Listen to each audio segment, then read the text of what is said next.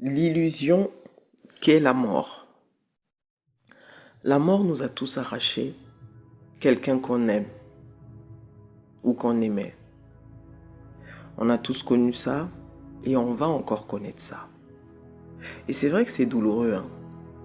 Il y a des gens qui se sont arrêtés de vivre parce que quelqu'un les a quittés. Et ça crée énormément de dégâts dans l'être que nous sommes quand on n'a pas saisi cette illusion qu'est la mort. Et je sais que c'est difficile et c'est impossible même pour le mental de comprendre ce que je suis en train de dire, parce que le mental n'a pas été designé, n'a pas été créé pour comprendre la conscience. Le mental ne sera jamais conscient. La part consciente en toi, c'est qui tu es. Le mental n'est qu'un outil de travail pour vivre l'expérience physique. Et ce mental te permet simplement de percevoir le côté limité qui t'a été donné d'expérimenter. Vous voyez? Donc ton mental n'est qu'un outil de travail. N'attends pas de lui autre chose. Il ne comprendra jamais c'est quoi l'amour, il ne comprendra jamais c'est quoi la conscience, il ne comprendra jamais c'est quoi le divin. C'est pourquoi il est constamment en train de te faire croire des choses qui ne sont pas. Parce que ton mental il ne se tourne que sur son passé, c'est-à-dire sur le passé qu'il a vécu jusqu'à maintenant. Et de toutes les leçons qu'il a tirées de ce passé, c'est la peur. C'est-à-dire, il faut être prudent, il faut faire attention, faut y aller sur la pointe des pieds, faut être vigilant. C'est ça le mental. La conscience sait, par définition, qu'elle est éternelle. La conscience sait, par définition, qu'elle est indivisible. La conscience sait, par définition, qu'elle est infinie. Donc la conscience, il n'y a aucune peur dans la conscience. Vous voyez? Mais cette conscience en nous vit cette réalité physique comme si elle était réelle. Donc le mental ne peut pas comprendre. Si tu lui dis, si tu essaies de lui expliquer, donc tu sais que la mort c'est une illusion. Le mental va le rejeter. Vous voyez? Mais combien de fois on s'est déchiré entre nous? Combien de fois on s'est jalousé, on a envié certaines personnes dans notre vie. On a été même jusqu'à leur mettre des bâtons dans les roues pour pas qu'ils atteignent leurs objectifs. Parce que le fait qu'eux y brillaient, le fait qu'eux étaient sous les projecteurs, nous faisait de l'ombre. En tout cas, c'est l'illusion qu'on avait. Combien de fois on a ressenti de la jalousie pour les autres parce que nous n'y arrivions pas. Combien de fois on s'est senti diminué parce qu'on voit l'autre qui est en train d'exceller dans quelque chose. Et ça a emmené tout ce que ça a emmené dans notre vie. Il y a des personnes, ça fait 20 ans, on ne se parle pas avec ces gens-là. Nos enfants, nos parents. Il y a des gens, ça fait 30 ans, ils ont coupé les ponts avec leurs enfants. Ils ont coupé les ponts avec leurs parents. Il y a des personnes qui sont rentrées dans notre vie et on s'est dit, cette personne, plus jamais je lui adresse la parole. Cette personne, plus jamais elle obtiendra quelque chose de moi. Combien de fois on s'est mis dans toutes ces situations et on se mettra encore dans ces situations. Parce que comme je dis, ça fait partie du jeu. Mais quand tu regardes à l'essence même de pourquoi on est ici, quand tu regardes à l'essence même de ce que nous faisons ici, je vous assure les amis, vous vous rendez compte, vous comprenez le sens de la vanité des choses physiques. On se tire dessus, on se tire dans les pattes pour pas grand-chose, pour des perceptions simplement, parce que c'est une question de perception. Le fait que tu en veuilles à ta maman, le fait que tu en veuilles à ton père, le fait que tu en veuilles peut-être même à la société ou même à ce créateur qui t'a emmené sur terre. Tu te dis, pourquoi je vis ça? Pourquoi moi? Pourquoi j'ai pas de chance dans la vie? Et tu tu as construit cette vie sur la base de cette amertume.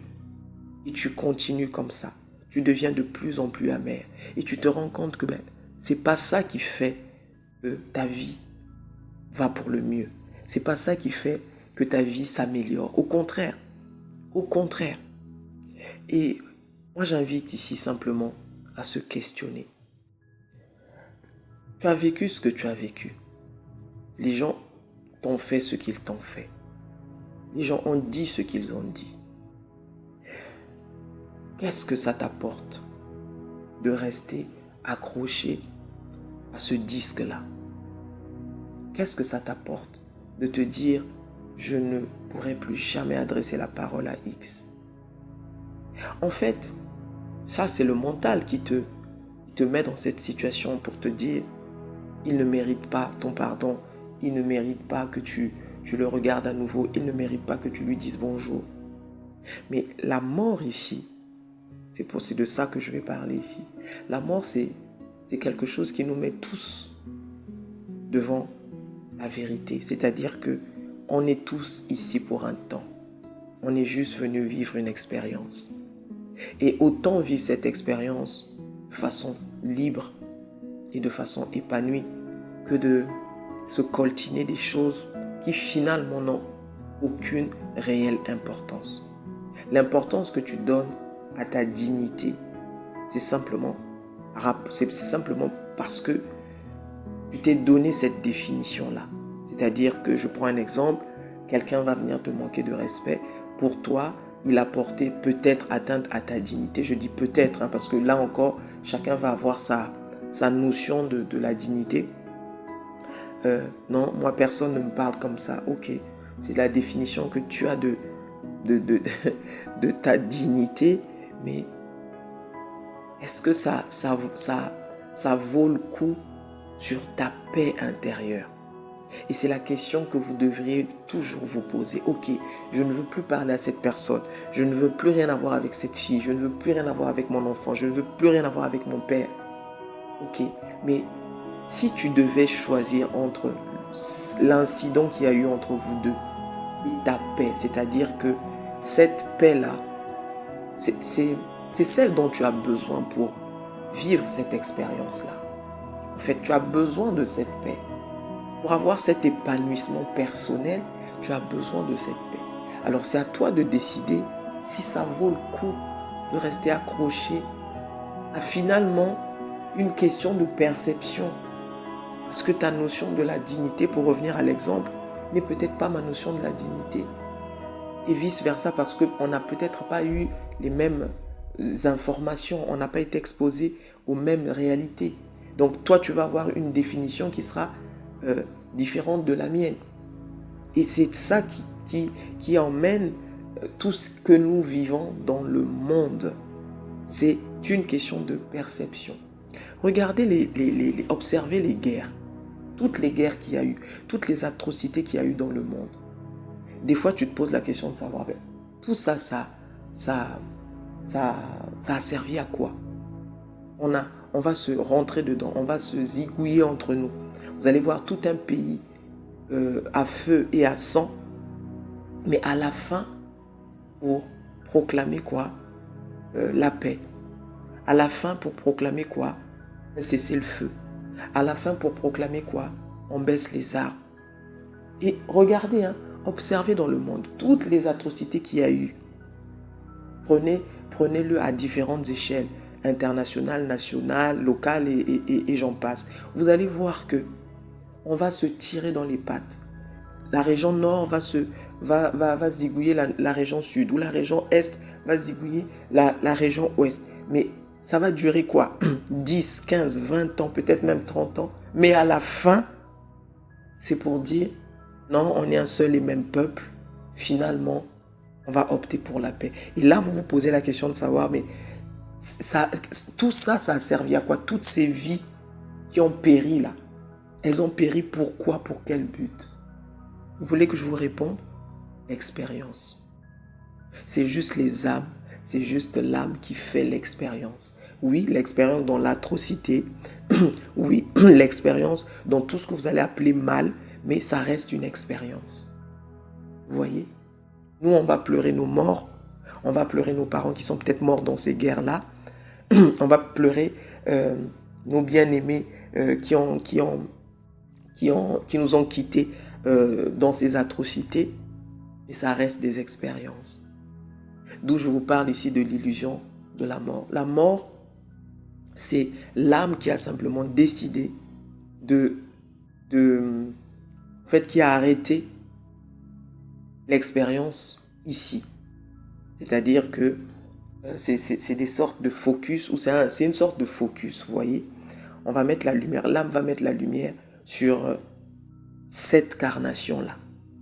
Bon, ok, il met le zoom là-dessus. Et tant que le zoom est là, ça veut dire qu'elle a des choses à apprendre encore dans cette carnation.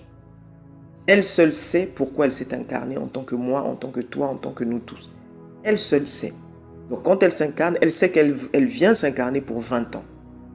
Donc nous, on va pleurer. Celui qui pleure ici, c'est le mental qui est attaché à la séparation. D'accord? Mais en réalité, la conscience sait qu'il n'y a pas de fin en soi. C'est juste qu'elle sait et elle savait qu'elle serait là pour 10 ans. Elle savait qu'elle serait là pour 100 ans.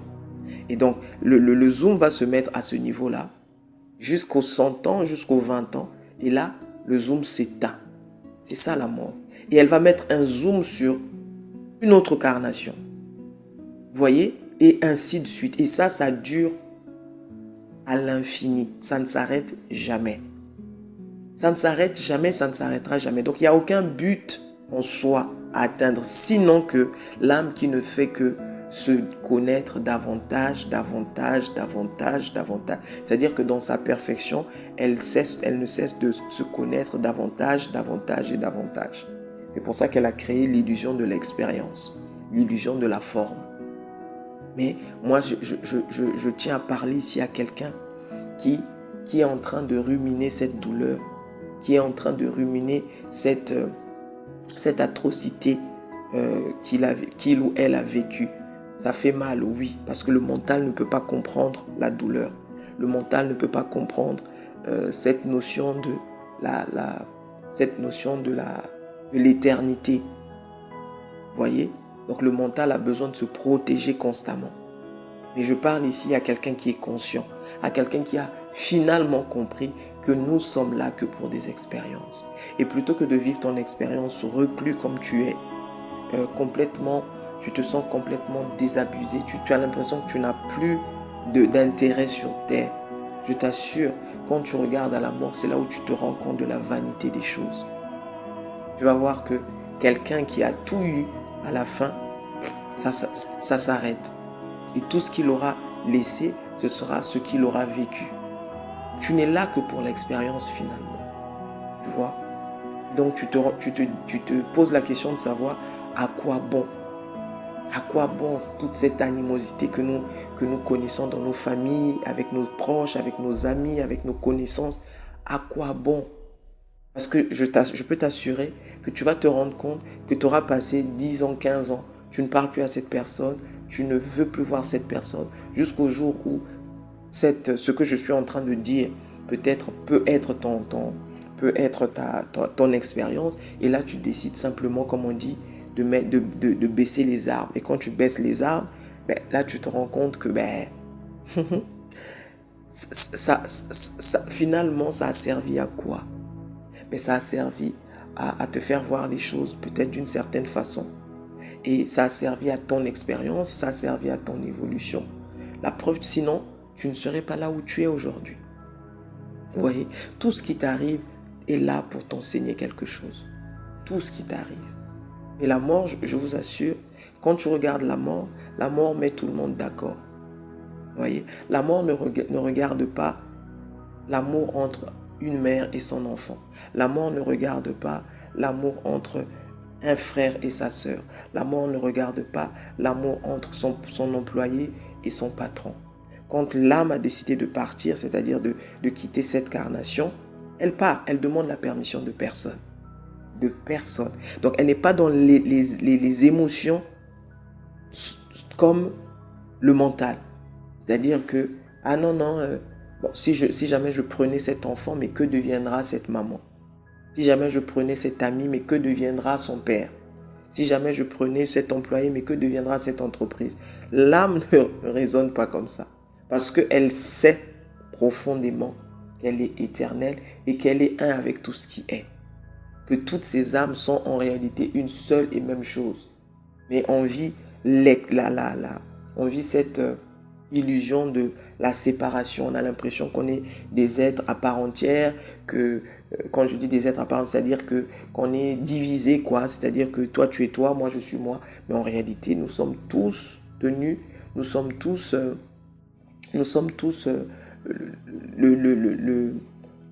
en fait, nous sommes tous un, en fait. Nous sommes tous un. L'énergie qui nous lie, elle est une, elle est indivisible, elle est éternelle, elle est infinie. Vous voyez? Je voudrais vraiment t'inviter vraiment à la réflexion. Pour toi qui gardes beaucoup de rancœur, de rancune par rapport à un passé douloureux, oui, ça c'est, on ne peut pas te le nier. C'est ton expérience, tu l'as vécu ainsi. Ok, maintenant, c'est toujours te poser la question de savoir qu'est-ce que ça m'apporte d'être dans cet état? Qu'est-ce que ça m'a ajouté depuis le temps? Depuis le temps que je parle en mal de mon père, depuis le temps que je parle en mal de ma soeur, depuis le temps que je parle en mal de mon ami qui m'avait trahi, qui m'avait fait mal, qui m'avait, je ne sais pas, peut-être violenté, qui avait abusé de moi sexuellement. Tous les cas de figure ici. Est-ce que c'est pour autant que j'ai la paix? Est-ce que c'est ça qui fait que je suis plus en paix avec moi-même? C'est la question que tu dois te poser. Et si tu es en paix comme ça, j'ai envie de te dire, continue à être ce que tu dois être. Mais si sincèrement, c'est pour autant que tu deviens de plus en plus amer, tu es associable et tout ça, c'est là où tu dois te poser la question de savoir, est-ce que ça vaut le coup? Je vous assure, la mort te rappelle que rien ne dure jamais ici. Rien n'est éternel ici. Rien n'est véritablement à toi. Tu vois, quand tu dis j'ai mon argent, j'ai ma maison, j'ai ceci, j'ai fait cela. C'est pour ça que je n'arrête pas de vous dire, tu n'es pas tes acquisitions, tu n'es pas ton argent, tu n'es pas ta réussite, tu n'es pas tes comptes bancaires, tu n'es pas ta position sociale. Ce ne sont que des rôles que tu joues, mon ami. Plus vite tu comprends cette vérité, mieux tu vis la vie, mieux tu accueilles les coups de la vie. Parce que les coups, tu en auras. Des déceptions, tu en auras encore. Des atrocités, tu en vivras. C'est pas fini. Tant que tu es dans l'expérience, tu vas le vivre. Le problème, c'est comment tu vas gérer l'information. Comment tu vas gérer la situation. C'est ça qui va faire la différence, en fait. Quand tu vois des gens qui se suicident, des gens qui ont perdu complètement, c'est-à-dire qui ont capitulé sur eux-mêmes. Ils ont pensé que l'expérience était plus que qui ils étaient. Elle se dit ou il se dit que là, je n'ai qu'une issue, c'est d'arrêter cette expérience. Même là, c'est l'âme qui a choisi cette expérience. Nous, on va juger cette expérience comme étant folle. Mais en réalité, c'est l'âme qui vit l'expérience même du suicide. Il n'y a aucune expérience que l'âme ne vit pas. C'est un choix du Créateur lui-même. C'est le Créateur qui vit au travers de ton corps. Toi, en réalité, tu n'es qu'un figurant. Le figurant, c'est le mental que tu crois être.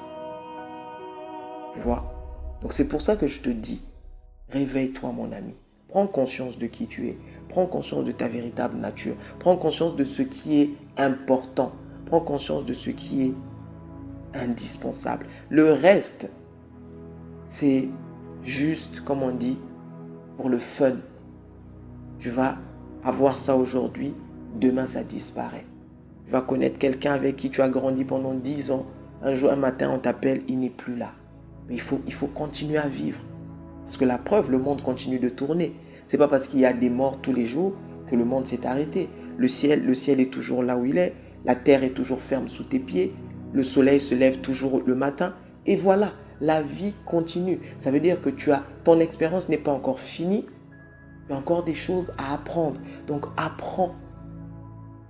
Tant que tu peux apprendre, apprends. D'accord? J'espère vraiment que ça va parler à quelqu'un. C'était ma petite C'était ma petite... C'est ce que je voulais vous partager. C'est ce que je voulais vous partager ce matin. Je ressentais en tout cas de parler à quelqu'un qui est très amer, de parler à quelqu'un qui a perdu goût à la vie, de parler à quelqu'un qui pense que il est ses expériences, de parler à quelqu'un qui pense que il ne peut plus s'en sortir, qu'il ne peut plus vivre sa vie comme il le souhaiterait. Je parle à quelqu'un simplement qui a cru en la séparation. J'espère que ce message va te faire réfléchir et va te faire comprendre le véritable toi. C'était Genesis.